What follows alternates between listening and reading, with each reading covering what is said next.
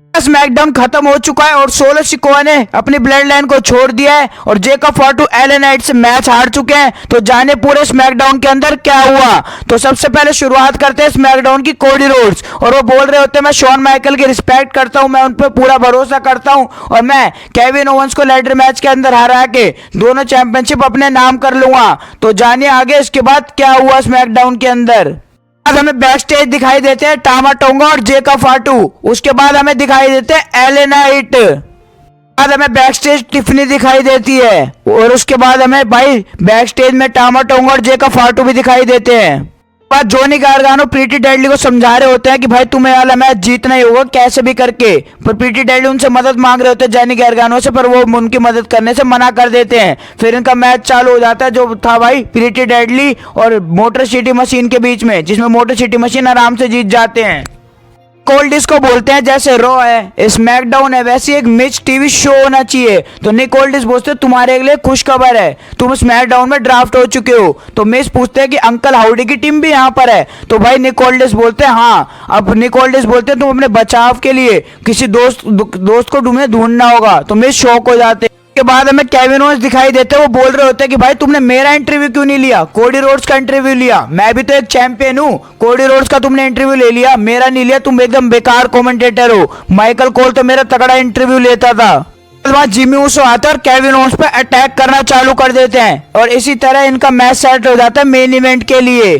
कार्मेलो haves गुस्सा होकर बोलते हैं निक कोल्डिस से कि जिमी ऊसो का मैच तो मुझसे होने वाला था, तो तुमने केविन ओवेंस के साथ कैसे सेट कर दिया। तो निक कोल्डिस बोलते हैं कि इसमें रॉ से तुम्हारे लिए एक बंदा आ रहा है, तुम हमसे जो मैच करे। पाइपर नेमन देखने को मिलती है जो बैक स्टेज भाई सबको बुला रही होती है, फिर चर्ची ग्रीन को अंदर भेज देती है। फिर इनका मैच होता है भाई 2-on-2 पाइपर नेमन, चर्ची ग्रीन और मिया एम्स और मेसाया के बीच में, जिसमें इस मैच के अंदर आराम से विक्ट्री ले लेती है भाई मिया एम्स की टीम।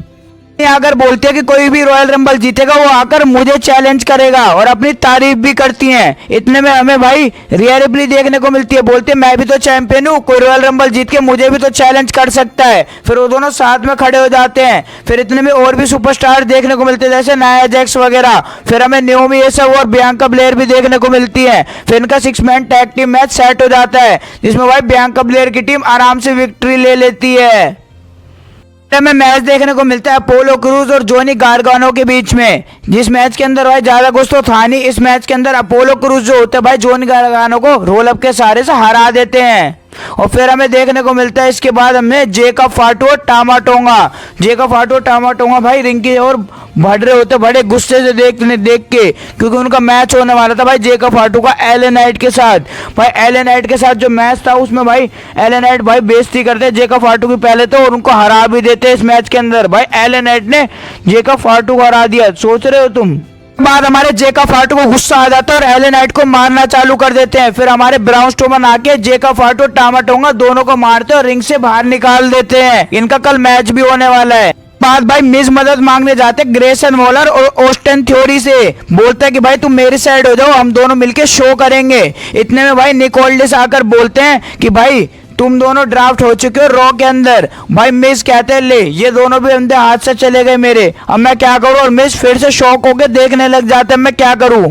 बाद हमें बैक स्टेज दिखाई देते कोडी रोड्स और डेमियन प्रीस्ट। पहले उसको पता चल जाता है कि उनसे कौन मुकाबला करने वाला है, और वो जो कोई और नहीं भाई रॉ से जो आए थे वो थे हमारे डेमियन प्रीस्ट, जो कोडी रोड्स से भी बात कर रहे होते हैं बैक स्टेज के अंदर।